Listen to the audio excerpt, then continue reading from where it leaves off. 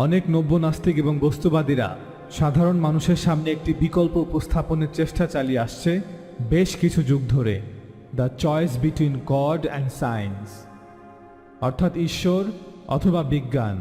এবং তারা বলছে আমাদেরকে এই দুটি অপশন থেকে যে কোনো একটি বেছে নিতে হবে, হয় বিজ্ঞান আর না হয় ঈশ্বর। স্টিফেন হকিংয়ের বিশ্বাস অনুযায়ী it's between God and the law of gravity, অর্থাৎ ঈশ্বর অথবা মহাকর্ষ সূত্র।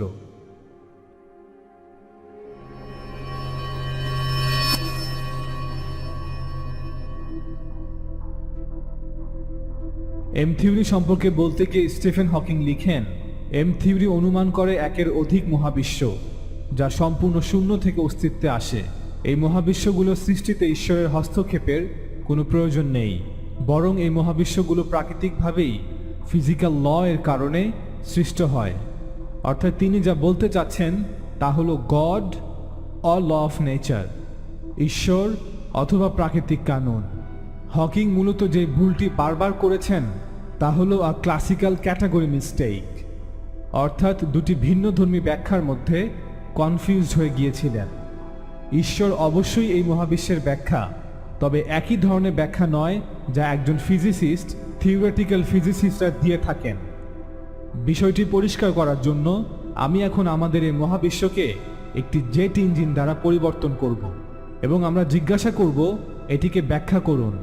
আমরা এখন এটিকে ব্যাখ্যা করতে পারি in terms of the law of nature, অর্থাৎ মেকানিক্যাল অ্যারো ইঞ্জিনিয়ারিং, অথবা আমরা এটাকে ব্যাখ্যা করতে পারি এটা বলে যে এটি একটি পার্সোনাল ইনভেনশন যা আবিষ্কার করেছেন স্যার ফ্র্যাঙ্ক হুইটেল। এখন যদি আমি আপনাকে বলি এই দুটি অপশন থেকে যে কোনো একটি বেছে নিতে হবে, হয় মেকানিক্যাল অ্যারো ইঞ্জিনিয়ারিং অথবা স্যার ফ্র্যাঙ্ক হুইটেল, এটি হবে আটারলি ননসেন্সিক্যাল, চরম মূর্খতার বহিঃপ্রকাশ। যদি আমি দুটি অপশনের যে কোনো একটিকে বেছে নিতে বলি, কারণ দুটি উত্তরই সঠিক, দুটি উত্তরই আমার প্রশ্নের সঠিক ব্যাখ্যা, তবে এই দুটি উত্তর দুটি ভিন্নধর্মী ব্যাখ্যা। আপনি চাইলে এই জেট ইঞ্জিনটিকে ল অফ নেচার অনুযায়ী ব্যাখ্যা করতে পারবেন যে এটি কিভাবে কাজ করে, কিভাবে এটি একটি উড়োজাহাজকে বাতাসে ভেসে থাকতে সাহায্য করে।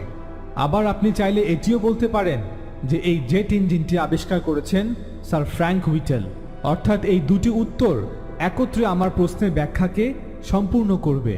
আমি বিশ্বাস করি একজন স্কুলের শিশুও এটি বুঝতে পারবে, কিন্তু আমি বুঝতে পারি না নাস্তিক বস্তুবাদীরা কেন এই সহজ বিষয়টিও অনুধাবন করতে অক্ষম। এই পার্থক্যটি অনুধাবন করা অত্যন্ত গুরুত্বপূর্ণ।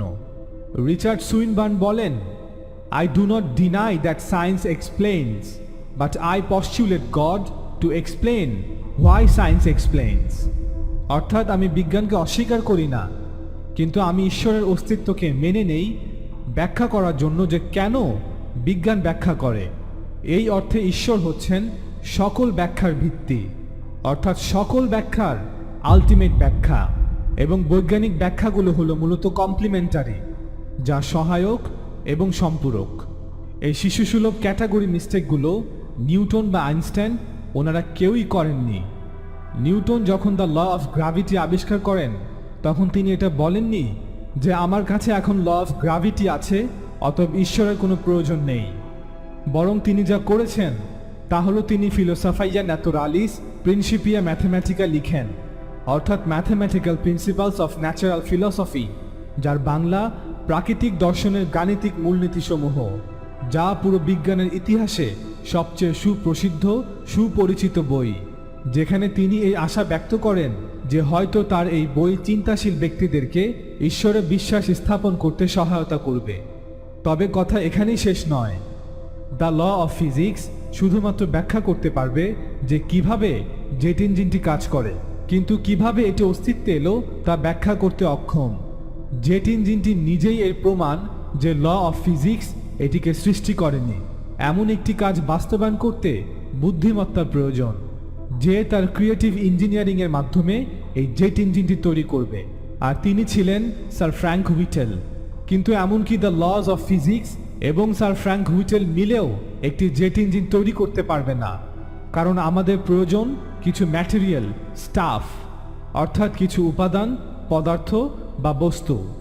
যা দিয়ে জেট ইঞ্জিনটি তৈরি করা হবে। বস্তু পদার্থ খুব সাধারণ জিনিস হলেও মনে রাখবেন, দ্য লজ অফ ফিজিক্স অর্থাৎ প্রাকৃতিক আইন বা প্রাকৃতিক বিধান কিন্তু পদার্থ বস্তু তৈরি করেনি, করতে পারেও না। এখনও শেষ হয়নি। এই জেট ইঞ্জিনটি আমাদেরকে আরও সাহায্য করবে এটা দেখতে যে বিজ্ঞানের সীমাবদ্ধতা কতটুকু। যারা ফিলসফি অফ সায়েন্স পড়েছেন বা এ সম্পর্কে কিছু হলেও জানেন, তারা সকলেই জ্ঞাত আছেন যে বিজ্ঞান সাধারণত প্রশ্ন করে কিভাবে, অর্থাৎ কিভাবে জেট ইঞ্জিনটি কাজ করে, অথবা কেন প্রশ্নটি তবে তা ফাংশন সম্পর্কিত। যেমন কেন জেট ইঞ্জিনটির এই পাইপটি এখানে না থেকে ওখানে। কিন্তু বিজ্ঞান কখনো কেন প্রশ্নটি জিজ্ঞাসা করে না এবং উত্তর দেয় না যদি সেই কেন প্রশ্নটি পারপাস রিলেটেড হয়, অর্থাৎ উদ্দেশ্য এবং লক্ষ্য সম্পর্কিত।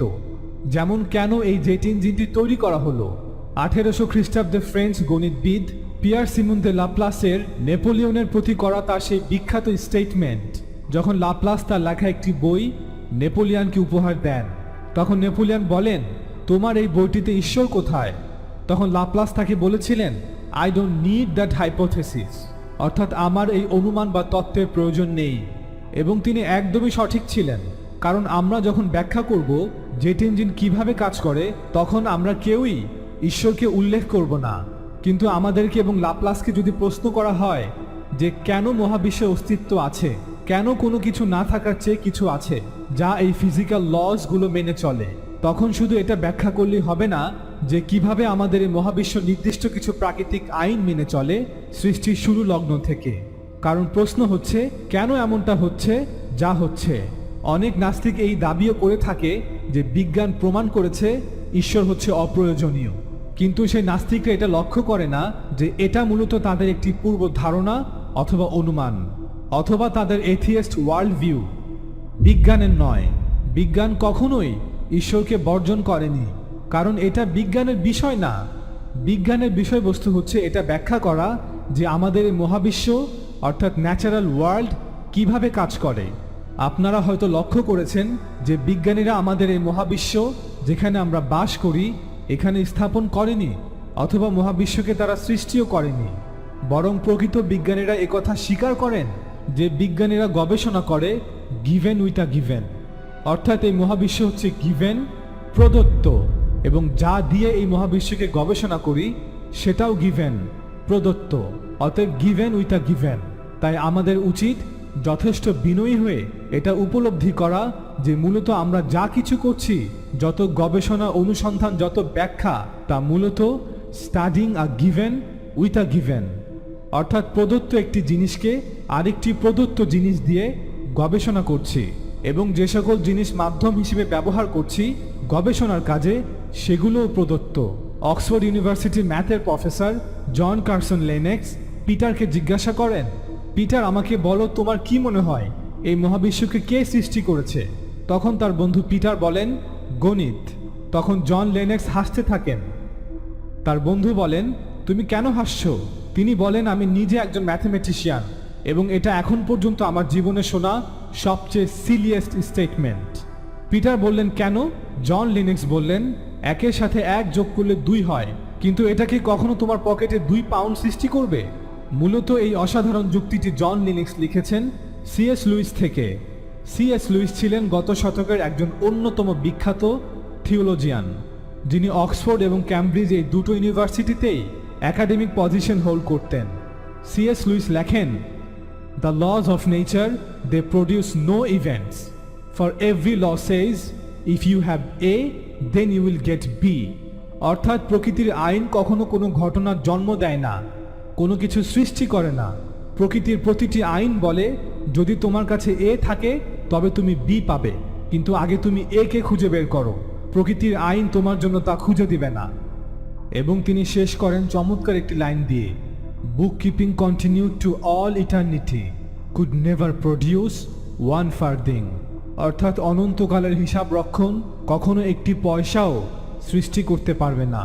এখন প্রশ্ন হচ্ছে যদি বিজ্ঞানীরা এবং তাদের থিওরি এমনকি প্রকৃতির আইনও মহাবিশ্বকে এখানে রাখেনি, তবে কিভাবে এই মহাবিশ্ব এই পর্যায়ে এলো?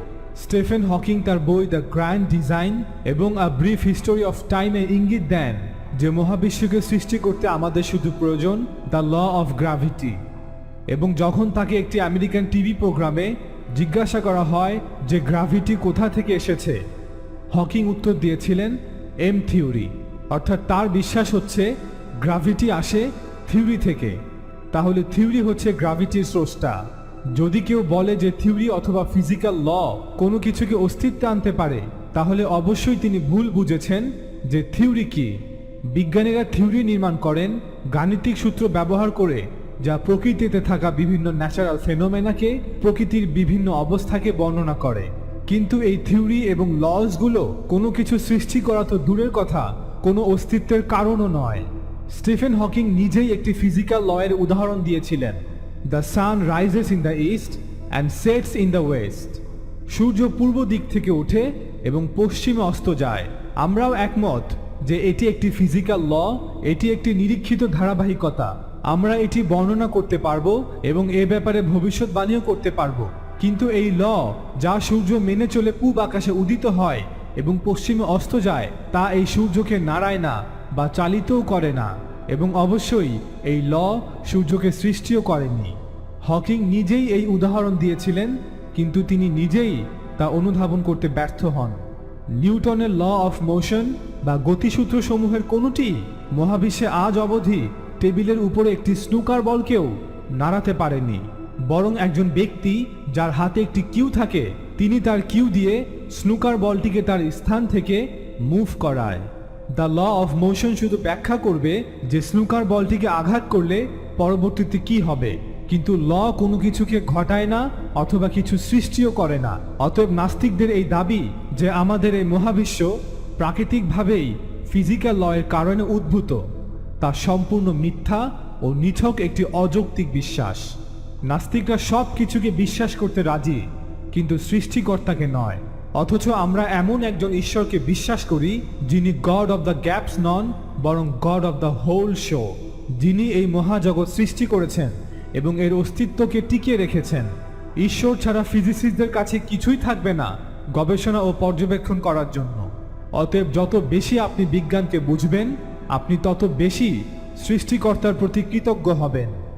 C.S. লুইস বলেন, man became scientific because they expected law in nature, and they expected law in nature because they believed in a law giver.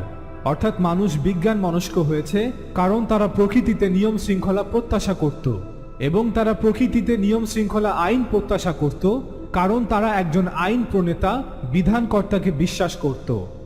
এটা খুবই আশ্চর্যের বিষয় যে কিভাবে এই নিউ এথিয়েস্টরা, নব্য নাস্তিকরা সবচেয়ে গুরুত্বপূর্ণ বিষয়টির দিকেই লক্ষ্য করে না, যা সর্বাধিক বেশি প্রয়োজন বিজ্ঞানের জন্য, এবং সেটা হলো the belief of the rational intelligibility of the universe. অর্থাৎ বিজ্ঞানীদের এই বিশ্বাস যে আমাদের এই মহাবিশ্ব যুক্তিযুক্তভাবে বোধগম্য, এবং আমরা মানুষদের মধ্যে এই সক্ষমতা আছে যে আমরা চেষ্টা করলে মহাবিশ্বের মাঝে বিদ্যমান যৌক্তিক অবস্থাগুলো একটি নির্দিষ্ট পর্যায় পর্যন্ত বুঝতে পারব। আইনস্টাইন বলেন, I could not imagine any scientist without that faith. অর্থাৎ আমি মনে করি না এমন কোনো বিজ্ঞানী আছে এই বিশ্বাস ছাড়া যে আমাদের এই মহাবিশ্ব যৌক্তিকভাবে বোধগম্য নয়। জন পলকিংহর্ন বলেন, physics is powerless to explain the rational intelligibility of the universe. পদার্থবিজ্ঞান অসহায় এটা ব্যাখ্যা করার জন্য যে কেন আমাদের এই মহাবিশ্ব যৌক্তিকভাবে যুক্তিযুক্তভাবে বোধগম্য। এর কারণ হচ্ছে আপনি কোনো ফিজিক্স পড়তে ও করতে পারবেন না এটা বিশ্বাস করা ছাড়া যে আমাদের এই মহাবিশ্ব যৌক্তিকভাবে ব্যাখ্যাযোগ্য।